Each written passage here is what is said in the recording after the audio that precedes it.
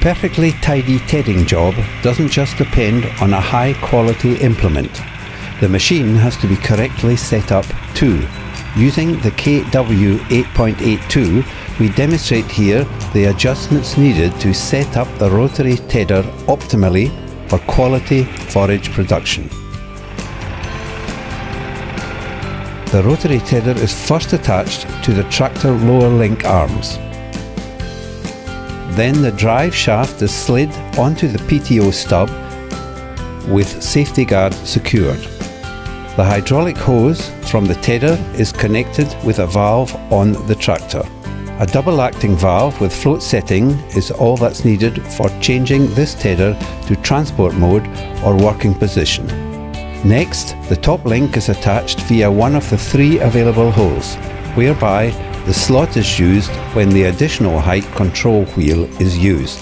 Finally, the rotary tedder is lifted and park supports raised into transport position and secured with bolts.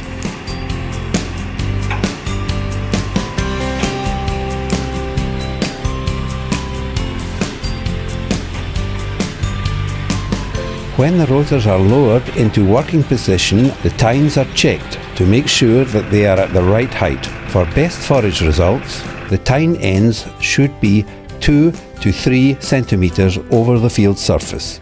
Make height adjustments by shortening or lengthening the top link. Reducing working height means the top link is shortened. Screwing it out lifts the tine rotor positions. Tire air pressure for height control wheels should be set at between 1.5 and 2 bar. Spreading angle is selected through adjusting the wheels below each tine rotor. Using the hole plates, these can be set for angles of between 13 and 19 degrees. For tedding forage after the mower, a steep angle and higher rotor RPM are recommended. When turning drier forage, a shallower angle and slower speeds should be the aim.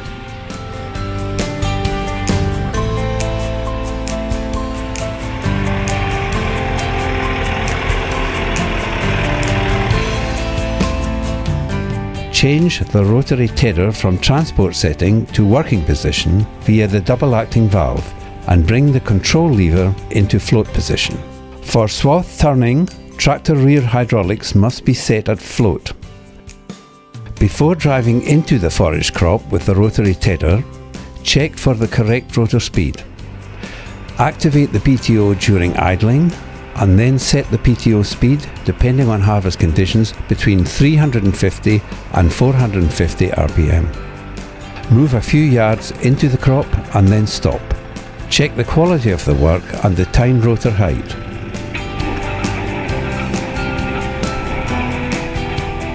If the settings prove optimum, you can get down to real work.